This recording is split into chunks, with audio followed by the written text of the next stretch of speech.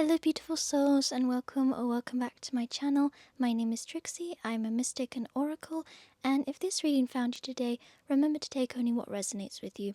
This could be all of the message, but if something feels misaligned or wrong, please don't force it to fit your path. Just let your inner compass of wisdom guide you, and let's begin your reading. Now, when I first did this reading, I shuffled my tarot deck as usual and came out with a couple of cards which didn't really make sense to me at first, and there was a lot of confusion involved, as when you're doing community readings, for example, you are reading for many people and not just one. So I felt a lot of heavy energy going on, and as I was looking at the cards, I felt a wave of heavy confusion. So I asked Spirit to reshuffle the cards with me and to pick out some different ones or even more cards to have a look at. And I ended up coming back with twice as many as you can see here. So what I like to do with my readings is, as I am giving you the channeled message, I'd also like to share with you some little tips and ideas on how to interpret the cards or whichever divination technique or tool we are using. So in this case, I'd like to give a little mini lesson on what to do when you have so many cards to interpret, to the point where when you're first confused, you reshuffle the deck and you get more than you expect, and there's basically too many to read, so you become overwhelmed by it. So what I tend to do is I lay them all out just out in front of me, as many as I can, and I try to interpret what I can see. So a couple of keywords or symbols, first thing that sort of calls out to me. And then as I go through each individual card, I eventually get some sort of message. Now, as there's quite a lot here, I'm only going to put out a few of them, and then I will have to gather them up and then have a look at the others. But I think already I can sense we're drawn to the Three of Swords here, and maybe the Ace of Cups. So this is the first lot that we'll have a look at. We might be able to squeeze some probably further down actually, just so you can have a better look at it as well. I do apologise if you can also hear a fly in the background. I've had to have the door open because it's been exceedingly hot here in the UK. So one thing I did want to mention actually is the Hangman card. When I had a look first of all at these cards before this divination video, the Hangman was actually stuck in the chair that I'm now sitting on, and I thought that's actually a symbol today, in that maybe we feel a little bit stuck at the moment, sort of at a standstill, and we don't really know what's going on. We've been asked to have faith and trust in Spirit, and we're kind of doubtful that things will work out if we do that.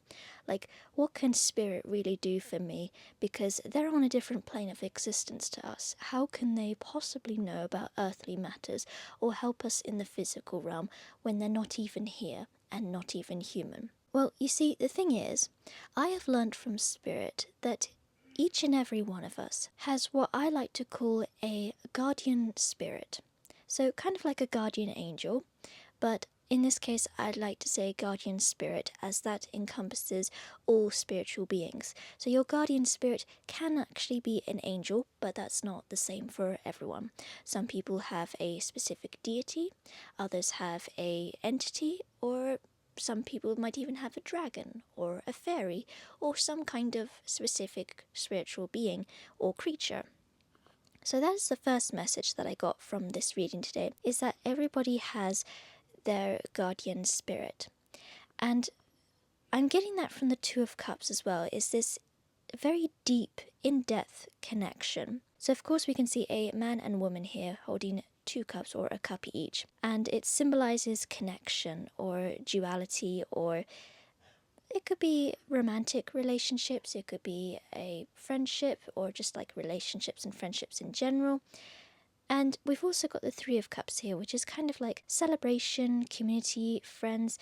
So I feel like these two are tied, but also the Ace of Cups and the Three of Swords. So again, when you lay out the cards, look for pairings or read cards that are just like on their own. So with the Three of Swords and the Ace of Cups here, I'm feeling that in the past, we've kind of not trusted spirit or the universe or our guardian spirit, essentially.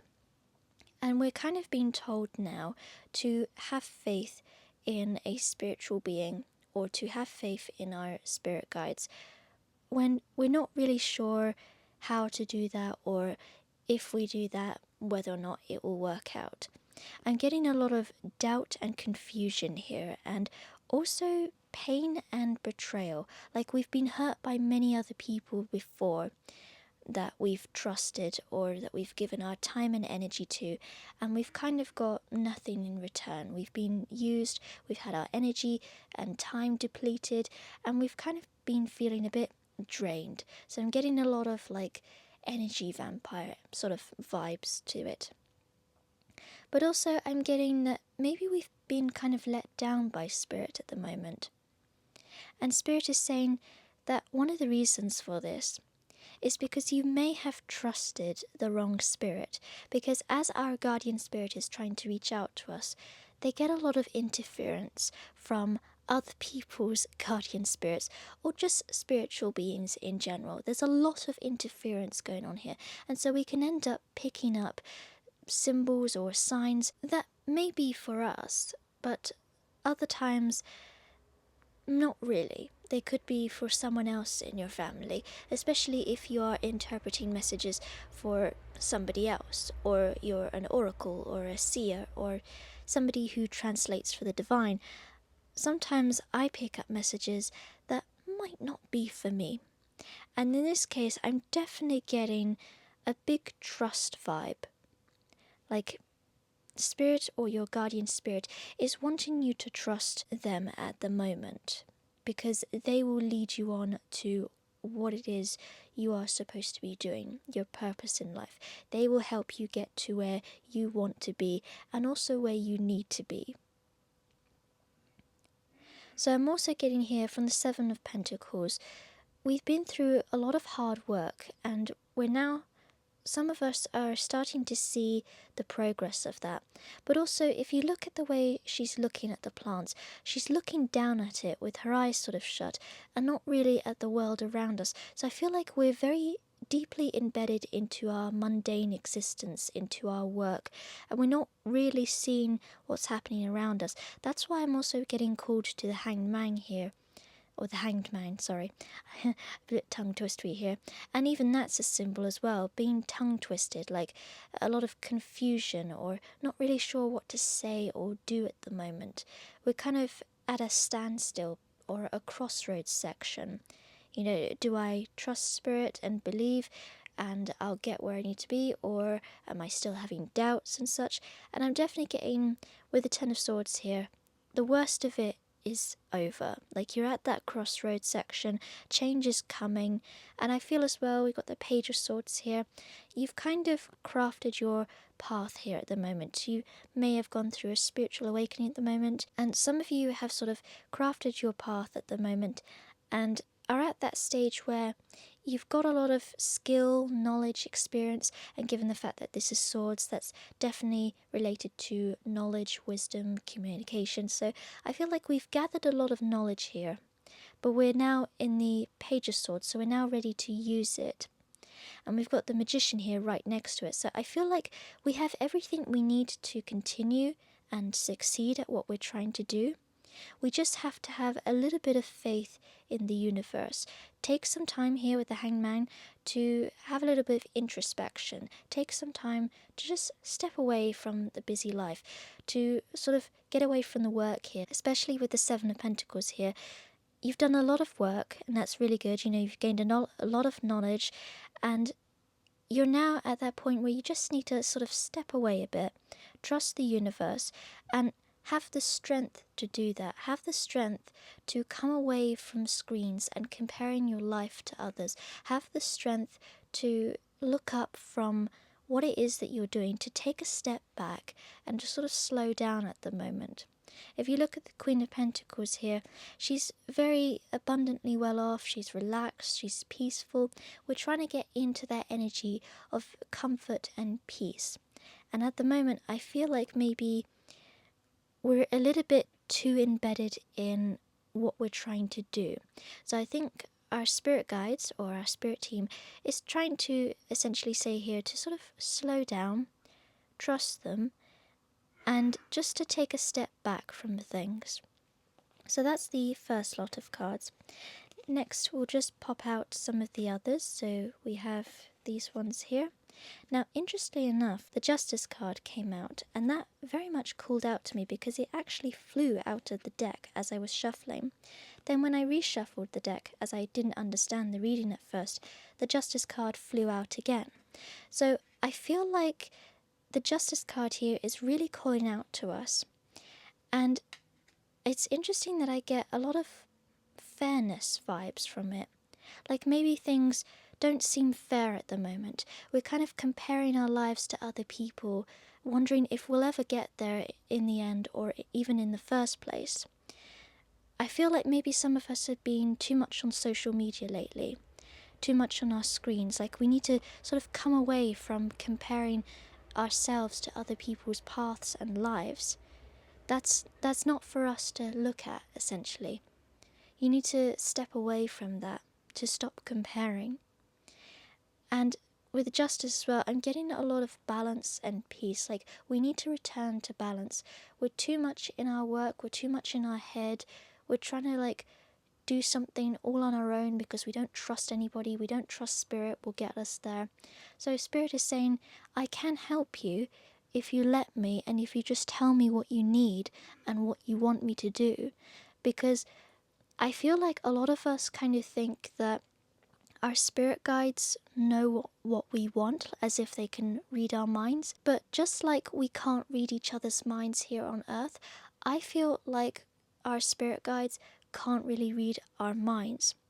However, having said that, I do believe from my own spiritual connection that once we develop that connection here, especially with the lovers, and again, this isn't just romantic attachment, this is just an attachment in general, like a really strong connection. Once we've strongly connected to our spirit guardian or our guardian spirit, we can then develop that bond to essentially let them read our thoughts.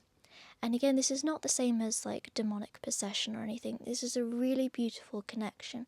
You are opening up to Spirit, allowing them to actually hear your thoughts and understand what it is that you need and want. Because your spirit guardians, we all have them, they really want to help us. They've actually been designated to look after us as we experience our life here on Earth. So I feel with the Fool card here as well, I'm feeling like we need to take a leap of faith. We just need to trust our spirit guardian. And the justice here, fairness, peace and quiet, I think the guardian spirit really wants to help you. Like, we all have our own guardian spirits. And with the King of Swords here, we've got a very sharp mind, balanced, quiet introspection. Like the King of Swords here, he knows what he wants. He's very balanced, he's very structured, he's quite stern and serious as well. So I feel like we kind of need to come out of this serious mode. And that's not to say that we shouldn't take things seriously. It's, I think, more along the lines of we shouldn't take certain things too seriously. So of course, obviously, bills to pay, things like that, we do need to take some things seriously. But it's this feeling of taking everything so seriously when not everything requires that energy. And I feel like, especially with the Ten of Swords here leaping out to us, I feel like maybe we've been too much in our heads, too overthinking, and we need to return to this lovely Nine of Cups here. She's very peaceful here. She's got everything she needs around her. She's very content, and we're almost at that Ten of Cups as well, which is the happily ever after. So I feel for some of you as well, you're kind of like fighting. There's a fighting energy to get to where you want to be. But we just need to slow down, pace ourselves, one step at a time, develop that connection with our spirit guardian, and let them be our teacher, especially with the Hierophant here. Let them be our teacher. And with Two of Wands here as well, kind of forgot about that card, we've got like a crossroad section. So that's why there's a standstill at the moment. If you're feeling like nothing's really going on at the moment, you're essentially at a crossroads. You're at a time where you're trying to like make a decision.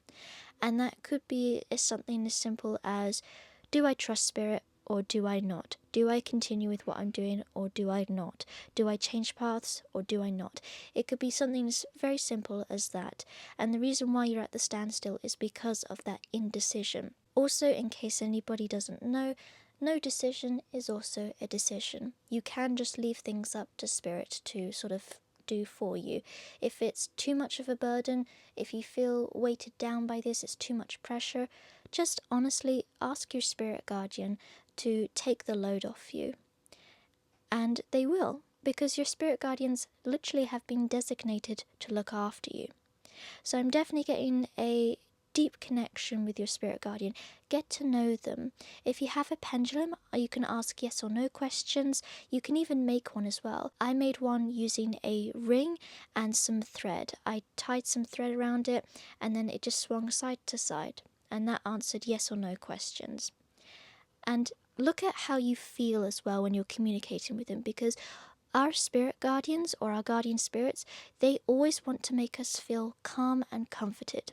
If you feel uneased or like tensed up or full of anxiety or scared, odds are you're just dealing with an interfering spirit that isn't actually your guardian spirit. But like a guardian angel, our guardian spirits are always protecting us, they're always with us.